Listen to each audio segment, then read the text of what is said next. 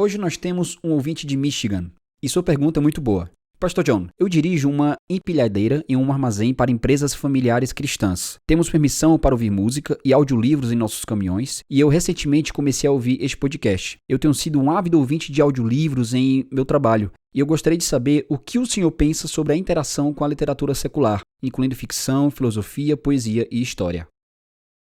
Aqui está o meu pensamento mais recente sobre por que um uso moderado de ampla leitura, incluindo autores não cristãos, é uma coisa sábia. Eu chamo isto de o fator realidade.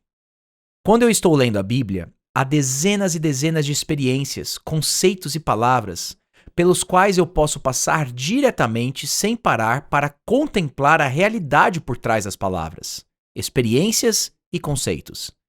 E é isso que quero dizer com o fator realidade. Precisamos parar, trazer o fator de realidade e ir mais para trás.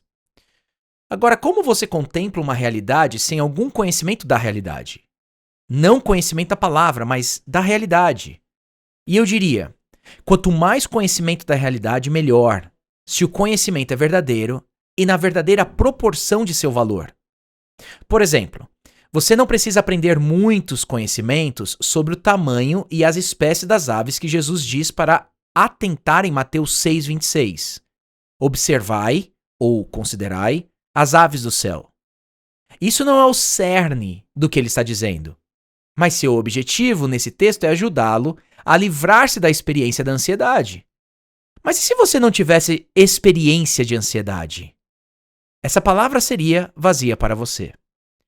É realmente importante ter conhecimento profundo e amplo da realidade da ansiedade e de como ela funciona e quais são suas raízes, e quais são seus frutos, e de que forma ela pode tomar na vida, e como ela pode espalhar-se sobre você, e que devastação ela pode causar na história da vida das pessoas, e assim por diante.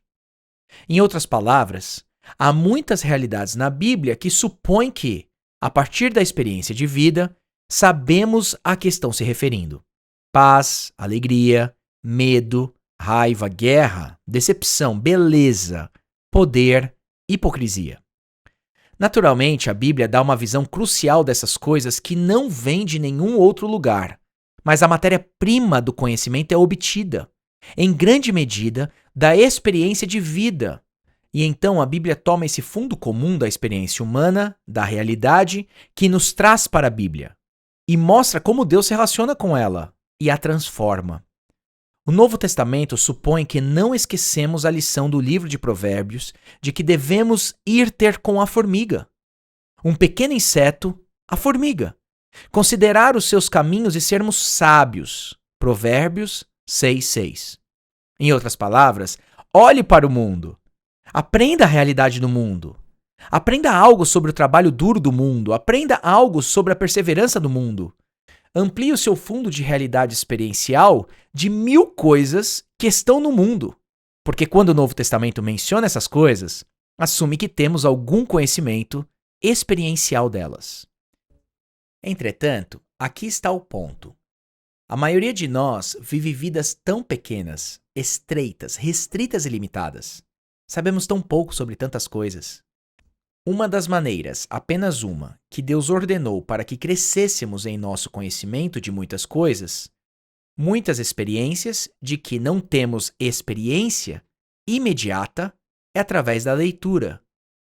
Isso significa que se tivermos um amplo e profundo conhecimento das coisas através da leitura, bem como através da experiência de vida, então quando a Bíblia fala, por exemplo, de tristeza de perder 10 filhos, podemos ter uma maior compreensão do que ela está se referindo.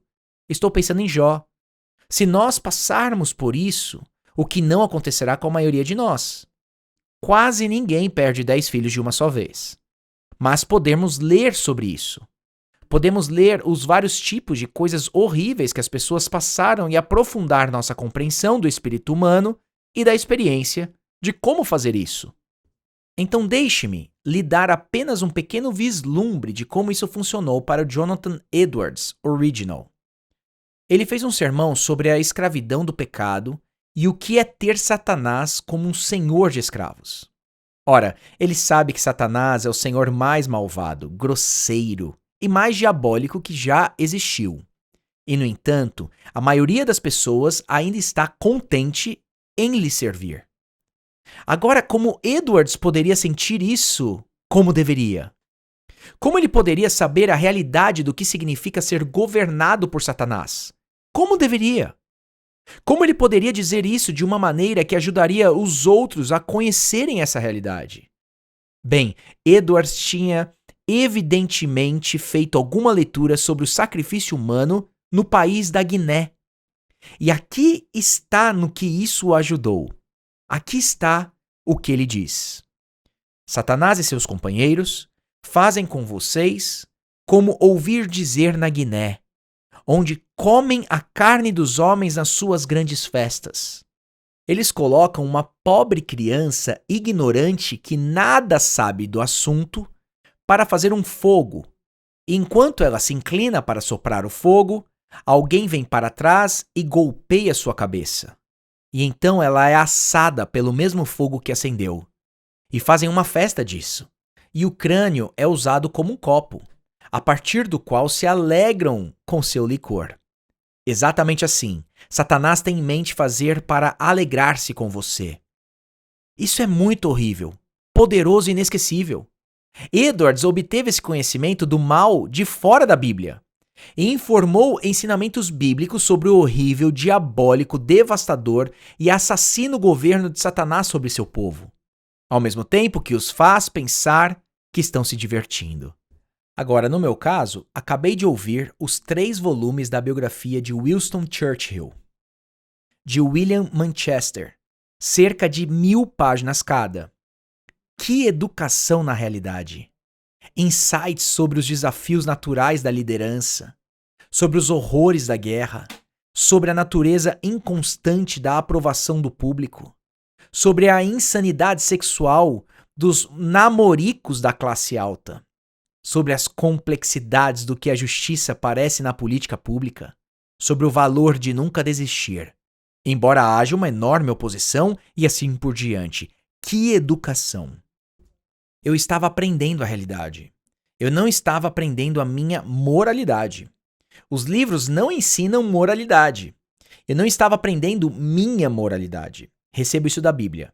Eu estava ganhando a consciência das realidades que vêm da experiência da vida. De outro modo, eu não teria nenhuma experiência de vida de estar na guerra. Coisas que existem e como elas são, foi isso que eu encontrei. Em outras palavras, eu estava ampliando a matéria-prima da realidade que a Bíblia assume e interpreta para mim quando trago isto para a minha leitura. Então, qual é o objetivo de toda essa leitura? Todas as nossas leituras, cristãs ou não cristãs, todas as nossas leituras visam conhecer melhor a Deus, conhecer melhor o homem, conhecer melhor os caminhos de Deus e os caminhos do homem, compreender melhor as Escrituras, de modo que nós possamos obedecer mais plenamente ao que Deus diz e sermos mais úteis para cumprir seus propósitos e glorificar seu nome. Você ouviu John Piper Responde, produzido por Desiring God, Ministério Fiel e Voltemos ao Evangelho. Para mais conteúdos gratuitos, acesse ministériofiel.com.br e voltemos ao evangelho.com.